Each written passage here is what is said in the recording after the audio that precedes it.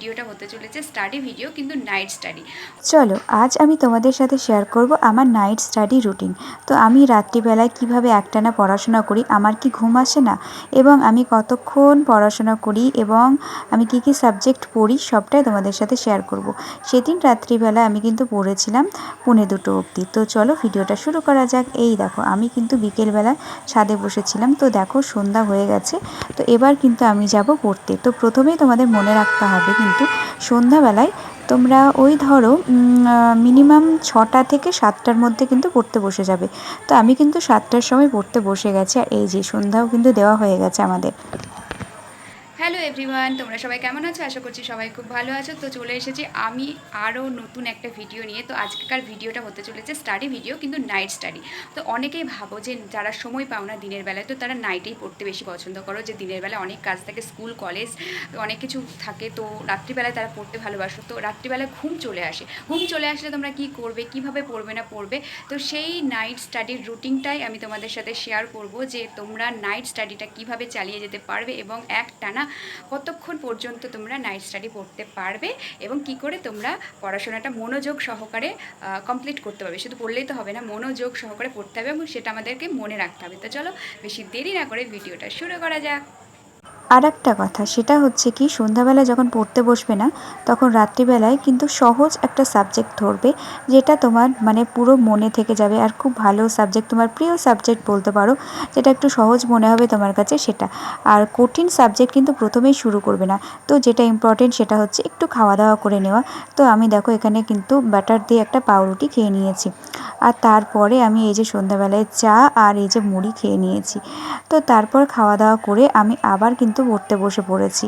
আর আমি পড়ছিলাম কিন্তু ইতিহাস। আর ইতিহাস সাবজেক্টটা আমার ভালোই লাগে, সহজই লাগে, মোটামুটি খারাপ লাগে না। তো আর রাষ্ট্রবিজ্ঞান সাবজেক্টটা তো আমার খুব কঠিন লাগে, ওই জন্য আমি না রাত্রিবেলায় কিন্তু রাষ্ট্রবিজ্ঞানটা পড়িনি। তো আমি রাত্রিবেলায় ইতিহাস সাবজেক্টটাই পড়ছিলাম। তো মেন হচ্ছে তোমাদের কিন্তু ইচ্ছা শক্তি রাখতে হবে, যে হ্যাঁ আমি পারবো, আমাকে পারতেই হবে, এমন একটা ইচ্ছা শক্তি। তো মনোবল হারিয়ে ফেললে কিন্তু চলবে না। তো সেই ইচ্ছা শক্তিটা রাখতে হবে, যে অনেক তোমরা হয়তো ভাবতে পারো যে অনেকেই তো পরীক্ষা দেবে, আমি তো কিছুই পারবো না।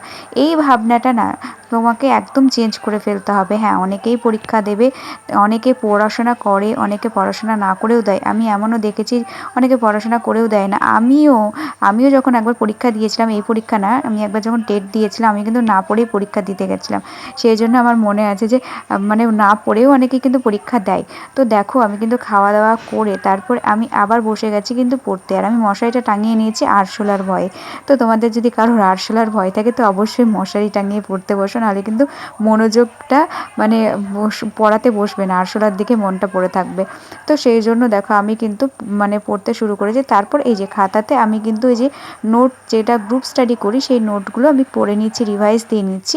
রিভাইজটা রাত্রিবেলায় খুব ভালো হয়, কারণ মুখস্থ জিনিস না বারবার পড়লে সেটা আরও ভালো হয়ে যায়। তো সেই জন্য আমি কিন্তু এখন রিভাইজ দিয়ে নিচ্ছি, যেহেতু আমার আজকে আবার ক্লাস ছিল গ্রুপ স্টাডি। তো আমি যেহেতু আজকে এডিট করছি আর কালকেকার ভিডিওটা করা, তো সত্যি কথা বলতে কি, আমার কিন্তু একদম ঘুম আসেনি পড়তে পড়তে, কারণ ক্যামেরাটা একটু চালু ছিল।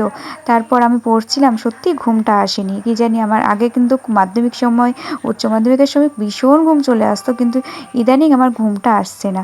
তো যাই হোক, এইভাবে করে পড়াশোনাটা করে নিচ্ছি। আর তোমাদের যদি মনে হয় যে তোমরা অঙ্কতে খুব ভালো, তো অঙ্ক কিন্তু এই রাত্রিবেলার সময় করতে ভীষণ ভালো লাগে, কারণ অঙ্ক যারা পড়ে না তাদের আমি শুনেছি যে অঙ্ক নাকি রাত্রিবেলায় করলে ভীষণ আনন্দ পায় তারা। তো দেখো আমার পড়া হয়ে গেছে। তো আজকেকার মতো শুভ টাটা সবাইকে।